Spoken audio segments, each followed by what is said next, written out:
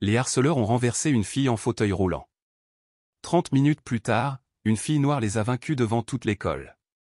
C'était un jeudi matin venteux à la Jefferson Middle School de Birmingham, en Alabama.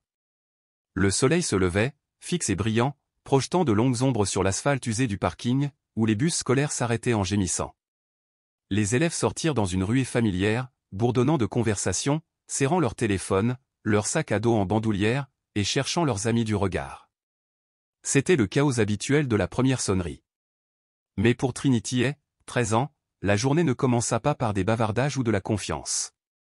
Elle resta assise tranquillement près du mât, observant les élèves s'agiter autour d'elle comme si elle était un meuble.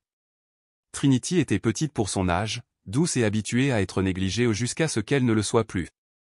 Elle était aussi l'une des 3 seules élèves de Jefferson à se déplacer en fauteuil roulant. Née avec un spina bifida, Trinity n'avait jamais connu la vie sans fauteuil roulant, mais cela ne l'empêchait jamais de sourire. Ses yeux étaient brillants, ses réponses en classe toujours réfléchies, et son rire pouvait réchauffer une salle. Pourtant, cela n'empêchait pas des enfants comme Camden Brooks de la traiter comme une moins que rien. Camden, secondeur en 4e, grand et suffisant, venait d'une famille dont le nom était gravé dans le gymnase de l'école. Il n'aimait pas les gens qui ne correspondaient pas à ses critères. Il n'avait pas besoin de le dire à voix haute. Les blagues, les regards en coin, les moments où il lui bloquait le passage dans le couloir ou imitait le grincement de ses roues en classe, tout cela en disait long. Ce matin-là, Trinity essayait d'entrer dans l'école lorsque cela s'est produit. Elle n'était qu'à quelques mètres de la rampe avant lorsque Camden et 2 de ses acolytes, Hunter et Mike, se sont placés devant elle. Au début, ils ne parlèrent pas. Ils restèrent simplement les bras croisés, le regard narquois, comme s'ils contemplaient quelque chose de cassé. Hunter tendit la main et donna un petit coup sur le bord de son fauteuil roulant. « Tu as déjà pensé à installer des boosters de neutro sur ce truc ?» demanda-t-il en riant. Les doigts de Trinity agrippèrent les roues. « Allez, dit Camden en s'avançant. Frayons un chemin. » Mais au lieu de s'écarter, il se pencha et attrapa le devant de sa chaise. D'un seul mouvement, il l'inclina vers l'arrière juste assez pour la faire se débattre. Trinity tendit les bras, essayant de se retenir tandis que la chaise vacillait et tombait. Elle atterrit sur le côté avec un bruit sourd qui sembla paralyser toute l'entrée. L'espace d'une seconde, le monde retint son souffle. Puis les rires revinrent. Quelques enfants se couvraient la bouche. D'autres détournèrent le regard, mal à l'aise. Mais personne n'a bougé. Trinity restait immobile, son sac à dos à moitié dégagé de son épaule, ses livres éparpillés. Elle n'a pas pleuré. Elle n'a pas crié. Elle a juste regardé le ciel et s'est murmuré quelque chose qu'elle seule pouvait entendre. C'est alors que quelqu'un bougea. Amia Cross venait de descendre du bus 12. Elle vit la queue du bus, la chute, les rires et le sourire niais de Camden qui fit un high-five à Mike. Ses poings se serrèrent et, avant même de s'en rendre compte, elle se fraya un chemin à travers la foule. Amia n'était pas bruyante. Elle n'était ni déléguée de classe ni une excellente élève. Mais elle avait autre chose, un feu discret que les gens ne remarquaient que lorsqu'il commençait à brûler. Elle s'agenouilla près de Trinity, l'aida à se redresser et vérifia son coude. « Ça va ?» Trinity hocha la tête, les lèvres pincées. Amia leva les yeux. Sa voix traversa le silence comme le tonnerre. « Tu trouves ça drôle ?» Camden se tourna. « Occupez-vous de vos affaires. » Amia se leva lentement, se redressant de toute sa taille au pas grande, mais suffisamment. « C'est mon affaire. » La foule commençait à bouger, les étudiants se rassemblant comme des papillons devant une flamme. Camden eut un sourire narquois. « Quoi? Tu vas me faire la leçon? Quoi? Es-tu sa babysitter? » Amia ne répondit pas. Elle s'avança, se pencha et aida Trinity à regagner sa chaise. Le surveillant de service dans les couloirs est finalement arrivé, tard comme toujours, pour demander ce qui s'était passé, mais personne n'a dit un mot. Les garçons se fondirent dans la foule et la scène se termina, non pas avec une résolution, mais avec une tension aussi épaisse que de la fumée. Mais l'histoire n'était pas terminée. Ce que Camden et les autres ne savaient pas, c'est que l'événement annuel Unity Challenge de l'école était prévu plus tard dans la journée. Cela faisait partie d'une initiative à l'échelle de l'État visant à promouvoir l'inclusion à travers un domaine de jeux et d'activités de consolidation d'équipes conçues pour rassembler les étudiants. Tout le monde regarderait, les étudiants, les enseignants et même les parents. C'est alors qu'Amia a eu une idée. Pendant les cours, Elle s'est approchée de mademoiselle Carter et lui a dit « Je veux concourir cet après-midi. Je veux Camden dans mon équipe. » Miss Carter cligna des yeux. « Tu es sûr de ça ?» Amiya hocha la tête. Positif. À midi, la chaleur était montée et le terrain derrière l'école bourdonnait d'excitation. Les enseignants installent des cônes, des stations relais et des parcours d'obstacles. Le défi unité a débuté sur fond de musique forte et d'esprit d'équipe. Les équipes ont été tirées au sort, mais Amiya avait soigneusement composé la sienne, en sollicitant l'aide de l'entraîneur Ramirez pour diriger les ficelles. Camden, Hunter et Mike se tenaient debout, vêtus de chemises rouges assorties, les bras croisés, déjà ennuyés. Puis ils ont vu qui était leur chef d'équipe. Amiya sortit, sereine, un bloc-notes à la main. Elle regarda Camden droit dans les yeux. « Le défi d'aujourd'hui est une question de coopération, dit-elle. Mais rendons-le intéressant. Dernière épreuve, relais d'obstacles. Le gagnant choisira quelqu'un pour le déjeuner de leadership du directeur la semaine prochaine. Les perdants nettoieront la cafétéria pendant une semaine. » Les yeux de Camden se plissèrent. « Marché conclu, dit-il. 30 minutes plus tard, le relais d'obstacles commençait. Chaque équipe devait suivre un parcours comprenant du sprint, de l'escalade, des poutres et une torsion. La dernière étape consistait en une poussée en fauteuil roulant, l'élève assis sur la chaise tenant un bâton. Camden ricana en le voyant. « Sérieusement ?» Amiya sourit. « Tu la pousses. » Il cligna des yeux. « Quoi ?» Elle fit un signe de tête en direction du côté du terrain. Trinité. Vêtue d'un t-shirt bleu marine, coude meurtri bandé, expression calme mais illisible. Trinity s'est roulée jusqu'à la dernière station. Camden serra les dents. Elle ne peut pas. C'est la dernière coureuse. Amiya l'interrompit. Les règles disent qu'un coéquipier doit rouler, l'autre doit pousser. Allons-y. La foule s'est agitée. Les enseignants se sont penchés. L'entraîneur Ramirez a sifflé. Le relais a décollé. Camden, alimenté par quelque chose entre l'ego et la confusion, courait sa jambe comme si sa fierté en dépendait. Il a touché Amiya, qui a touché Mike, et finalement ils ont atteint la station pour fauteuil roulant. Camden s'approcha en trottinant, haletant, le regard perdu. Trinity attendait. Il saisit les poignets, murmurant dans sa barbe en commençant à pousser. Le parcours, cependant, était tout sauf lisse. Des cônes parsemaient le parcours, des bosses surgissaient du gazon irrégulier, et les obstacles obligeaient à des ajustements constants. À un moment, Trinity se pencha calmement vers la gauche et avertit, « Ralentissez. Vous faites basculer la chaise. » Camden ajusta rapidement sa prise. La foule observait la course dans un silence quasi total, tendu par l'impatience. Puis vint la dernière ligne droite. Amiya et les autres explosèrent d'acclamations. « Allez, Trinity !» cria-t-elle d'un ton encourageant. Trinity leva le témoin bien haut en franchissant la ligne d'arrivée. Ils avaient gagné. Pendant une fraction de seconde, le silence recouvrit le terrain. Puis les applaudissements ont éclaté, d'abord de la part des professeurs, puis des élèves. Ce n'était ni bruyant ni forcé, c'était authentique. Même certains des coéquipiers de Camden regardaient Trinity avec un nouveau respect. Trinity ne sourit ni ne fit un signe de la main. Elle était simplement assise là, sa poitrine se soulevant et s'abaissant régulièrement, agrippant le bâton comme une torche. Ses yeux étaient concentrés, clairs et inébranlables. Camden se tenait derrière elle, les mains sur les poignets du fauteuil roulant, trop abasourdi pour parler. Pour la première fois depuis ce matin, il ne souriait pas. Au lieu de cela, il était silencieux, humilié et peut-être même honteux. Mais Amiya n'en avait pas fini. Et vous ? Si vous avez vraiment ressenti leur histoire, n'hésitez pas à laisser un commentaire ci-dessous pour leur témoigner votre soutien, a-t-elle insisté.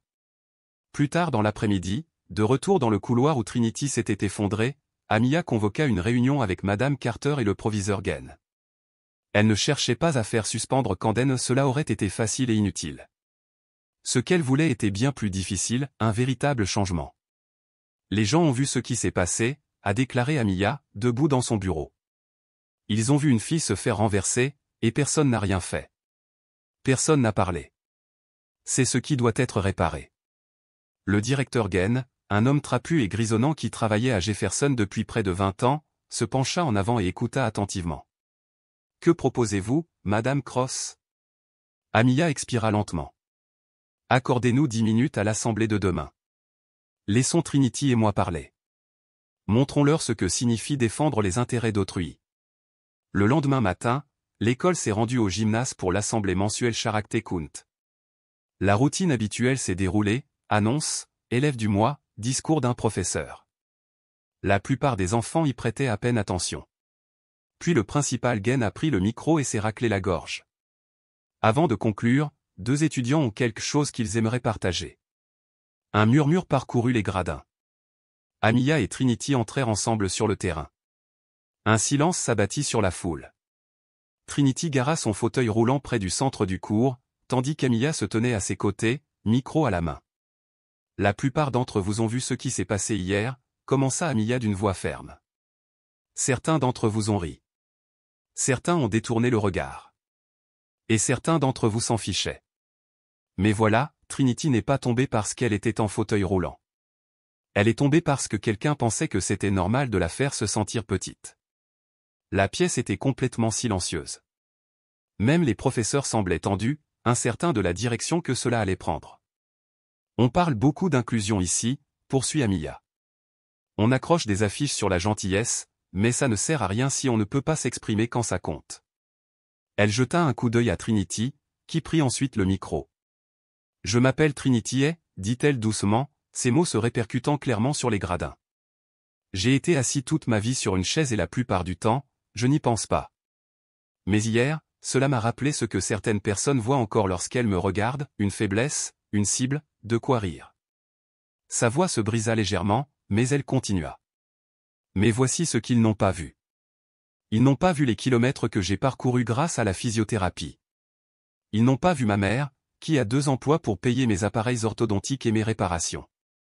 Ils n'ont pas vu les nuits que j'ai passées à apprendre à me relever seul après une chute.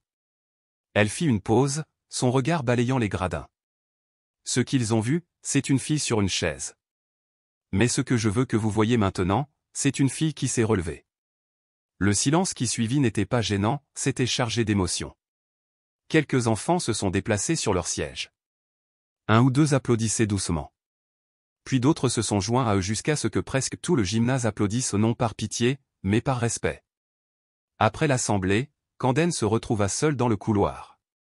Il n'avait jamais été ignoré dans cette école pas une seule fois, mais maintenant, les regards le suivaient avec une nouvelle expression. Ni peur, ni admiration, juste de la reconnaissance, comme si un masque était tombé. Il ne vit Amiya que lorsqu'il tourna au coin près de la bibliothèque. Elle était là, assise avec Trinity, tous deux riant doucement autour d'un livre. Pendant un instant, Kanden envisagea de faire demi-tour. Au lieu de cela, il s'avança lentement. Il se gratta nerveusement la nuque. Je ne voulais pas que les choses aillent aussi loin. Je ne faisais que déconner. Je ne pensais pas qu'elle. Amiya ne s'y a pas, tu n'as pas réfléchi. C'est la seule partie de cette phrase qui compte. Kanden ouvrit la bouche, puis la referma. Il se tourna vers Trinity. Je suis désolé, pour de vrai. J'étais un imbécile. Trinity leva les yeux vers lui, le visage indéchiffrable. Je te pardonne, dit-elle finalement. Mais je n'ai pas besoin que tu regrettes. J'ai besoin que tu fasses mieux. Kanden hocha la tête, maladroitement. Ouais, d'accord. Il se tourna pour partir, puis fit une pause. Si jamais vous avez besoin d'aide pour réparer cette roue, je suis plutôt doué avec les outils. Trinity haussa légèrement les épaules. On verra bien. À la fin de la semaine, quelque chose avait changé à Jefferson. Ce n'était pas magique, et cela ne s'est pas produit du jour au lendemain, mais les couloirs semblaient différents. Davantage d'élèves se sont arrêtés pour tenir les portes ouvertes à Trinity. Davantage d'enfants ont rejoint Amiya et Trinity au déjeuner. Les enseignants ont commencé à aborder l'accessibilité et l'inclusion dans leurs cours. Le directeur Gen a programmé un nouveau forum mensuel appelé le Cercle, un espace où les élèves pouvaient parler ouvertement de ce à quoi ils étaient confrontés, de ce qu'ils craignaient et de la manière dont l'école pourrait s'améliorer. Trinity et Amiya furent les premières à prendre la parole lors de la réunion inaugurale. Kanden arriva également. Il ne parla pas encore, mais il écouta. Ce printemps-là, le collège Jefferson a remporté un prix d'État pour ses programmes inclusifs. Mais pour Trinity, la véritable récompense est arrivée discrètement un matin d'avril, lorsqu'elle est entrée à la cantine en fauteuil roulant et a découvert sa table préférée déjà réservée, avec une petite pancarte artisanale collée sur la chaise. Réservée à Trinity et compagnie. Elle souriait, non pas parce qu'elle avait besoin d'un siège, mais parce que, enfin, les gens la voyaient comme plus qu'une simple fille en fauteuil roulant. Elle était Trinity, et elle avait atteint son apogée. L'été arriva tôt cette année-là à Birmingham. L'air était chargé d'odeurs d'herbes coupées et de chèvrefeuilles, tandis que des vagues de chaleur scintillaient et montaient sur les trottoirs. Les journées de Trinity étaient remplies des rituels habituels de fin d'année, tests, pique-niques en classe et préparatifs pour la vitrine des talents du printemps du collège, une tradition bien aimée de Jefferson où les élèves de toutes les années affichaient leur créativité. Il y avait toujours des danseurs, des chanteurs et des comédiens, mais cette année, quelque chose de différent a bougé sous la surface. L'école ne terminait pas seulement un semestre, c'était fermer un chapitre. Au cœur de ce changement se trouvaient deux filles qui avaient discrètement réécrit à quoi ressemblait la force, sans demander la permission. Amia a suggéré qu'ils se produisent ensemble lors du showcase. Trinity hésita. Se produire sur scène était quelque chose qu'elle n'avait jamais imaginé pour elle-même, pas devant toute l'école. « Que ferions-nous » demanda-t-elle un après-midi alors qu'ils étaient assis sous le magnolia près de l'athlétisme. « De la parole » dit Amia. « Tu écris tout le temps. Ce poème que tu m'as montré sur le ciel, c'était du feu. » Trinity secoua la tête. « C'était juste pour moi. » Amia pencha la tête d'un air pensif. « Peut-être, mais peut-être que quelqu'un d'autre a besoin de l'entendre aussi. » Pendant 2 semaines après l'école, ils se sont rencontrés à la bibliothèque pour créer leur pièce. Ils ont écrit sur le fait d'être vus et invisibles, sur le fait de rouler dans les couloirs pendant que d'autres marchaient en faisant semblant de ne pas le remarquer. Ils ont écrit sur des voix qui n'avaient pas besoin de crier mais qui faisaient quand même trembler les murs. Amia a apporté du rythme, du feu et du mouvement. La Trinité a apporté le silence, la grâce et la puissance. Le jour du spectacle arriva, et le gymnase grouillait d'élèves en basket pailletés et débordant d'énergie. Les parents étaient alignés le long du mur du fond, beaucoup prêts avec leur téléphone pour enregistrer. Monsieur Hargrove, le professeur de théâtre, ajustait le pied de micro entre les numéros, interpellant les spectateurs comme un présentateur de foire. Lorsqu'il a annoncé, ensuite, Amia Cross et Trinity et avec une performance originale de créations orales, une ondulation a parcouru la foule. Amia sortit la première, scrutant le public du regard, les lèvres pincées par la concentration. Trinity la suivit, le dos droit, les mains jointes sur les genoux. Elles se positionnèrent au centre du terrain, face au public. Puis Amia commença, d'une voix claire et assurée, « On m'a dit que les filles calmes ne déclenchent pas de révolution. » Ce silence était douceur. Cette immobilité était faiblesse. Mais j'ai vu des orages dans des eaux calmes, et j'ai vu le tonnerre déferler sur les roues. Trinity reprit le fil sans s'arrêter, sa voix plus douce mais non moins autoritaire, « J'ai été invisible et incontournable. J'ai été une blague et un point d'interrogation. Mais maintenant, je suis le point final de vos suppositions. » Leurs mots s'entrelaçaient comme un appel et une réponse, un duo non pas de mélodie, mais de vérité. Le silence régnait dans la salle de sport, ce silence mérité, non forcé au pas une toux, pas un bourdonnement de téléphone, juste l'écho de 2 filles occupant pleinement l'espace, sans complexe. Quand ils eurent fini, il n'y eut pas d'éruption instantanée, juste un battement, une respiration, puis un tonnerre d'applaudissements. La mère de Trinity se tenait près du fond, les mains sur la bouche, les yeux pleins de fierté. Même le principal Gaines s'essuya le coin de l'œil avec sa manche. Camden, assis avec son petit frère près des gradins, n'applaudit pas immédiatement. Il se contenta de regarder Trinity quitter la scène, accompagnée d'Amia, toute dorieuse, détendue et sereine. Se tournant vers son frère, un élève de 6e, à la mâchoire carrée et au caractère têtu identique, il dit, « Tu vois cette épée tondeuse ?»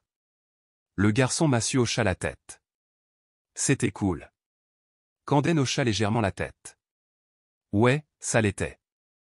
La dernière semaine d'école s'est déroulée dans un flou, rangement des casiers, notes finales, album de fin d'année rempli de signatures et de blagues. Le dernier jour, Camden a abordé Trinity à la bibliothèque. « J'ai entendu dire que tu allais à Washington l'année prochaine, dit-il, les mains dans les poches. » Elle leva les yeux de son livre. « Ouais.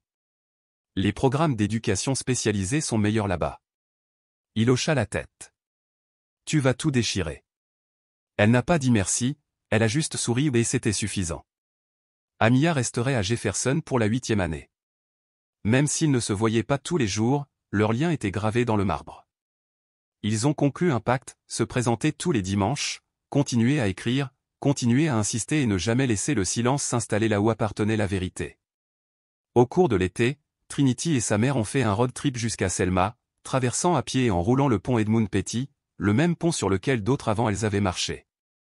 Sa mère a partagé les histoires de son grand-père, qui avait fait partie du mouvement en 1965, enseignant à Trinity que le courage n'était pas toujours bruyant.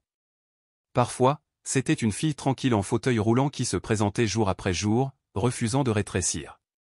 Pendant ce temps, de retour à Birmingham, le directeur Gaines a invité Amiya à co-diriger le premier conseil étudiant sur la diversité pour la prochaine année scolaire. Nous avons besoin d'étudiants dotés d'une vision, d'une voix et, plus important encore, d'un suivi, a-t-il déclaré. Amiya accepta avec enthousiasme. Elle avait des projets, de nouvelles initiatives d'équité, du mentorat par les pairs et s'assurer que personne d'autre ne passe entre les mailles du filet comme Trinity l'avait presque fait. Quand l'automne est arrivé, les deux écoles se sont senties différentes. Au lycée Washington, Trinity fut rapidement accueillie dans un club de poésie où les élèves utilisaient les mots comme des armures. Elle partagea son texte lors du premier micro ouvert. Une élève de première aux cheveux teints en vert pleura et la serra dans ses bras après. « J'en avais besoin », murmura-t-elle. À Jefferson, Amiya dirigeait des réunions hebdomadaires d'étudiants dans la salle 204. Le groupe est passé de 5 à 15 ans seulement un mois. Ils ont organisé des cercles de dialogue, des ateliers de résolution de conflits et, dans le couloir au-dessus des casiers, l'école a installé une nouvelle fresque conçue par Amiya et peinte par des étudiants en art. On y voyait deux filles l'une debout, l'autre assise toutes deux tournées vers l'avant, le regard fixé sur elle. Au-dessus d'elle, en grosses lettres capitales, on pouvait lire « Le respect ne demande pas la permission ». Pas de plaque, pas de dédicace, juste la vérité. Des années plus tard, bien après que les fresques se soient estompées et que les casiers aient été remplacés, l'histoire a perduré. Les enseignants pointaient du doigt ce couloir et disaient aux nouveaux élèves, c'est là que tout a commencé. Le courage, le changement, le choix de rester debout ou assis, la tête haute. Et de temps en temps, quand quelqu'un demandait ce qui s'était passé un après-midi de printemps où une fille en fauteuil roulant était renversée et qu'une autre fille se relevait, quelqu'un répondait, c'est à ce moment-là que nous avons tous appris à quoi ressemble la vraie force. Car la vraie force ne rugit pas toujours. Parfois elle roule, parfois elle attend, et parfois, sous le regard du monde, elle s'élève ensemble.